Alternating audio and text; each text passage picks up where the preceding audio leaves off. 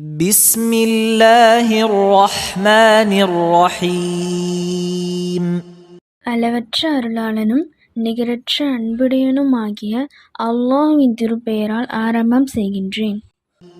سبح اسم ربك الأعلى நபியே, மிக்க மேலானவனான உம்முடைய இறைவனின் திருநாமத்தை தஸ்பீஹ் செய்வீராக.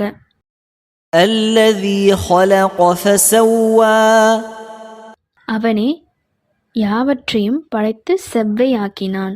والذي قدر فهدى அவனே அளவுபட நிர்ணயித்து நேர்வழி காட்டினான்.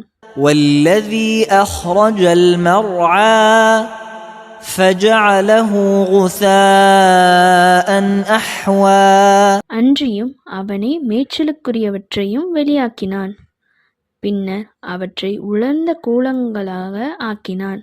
سنقرئك فلا تنسى إلا ما شاء الله إنه يعلم الجهر وما يخفى நபியே, நாம் உமக்கு ஓதக் கற்றுக் கொடுப்போம், அதனால் நீர் அதை மறக்க மாட்டீர். அல்லாஹ் நாடியதே அல்லாமல் நிச்சயமாக அவன் வெளிப்படையானதையும் மறைத்திருப்பதையும் அறிகிறான். ونيسرك لليسرى அன்றியும் லேசானதை நாம் உமக்கு எளிதாக்குவோம். فذكر إن نفعت الذكرى ஆகவே நல்ல உபதேசம் பயனளிக்குமாயின் நீர் உபதேசம் செய்வீராக.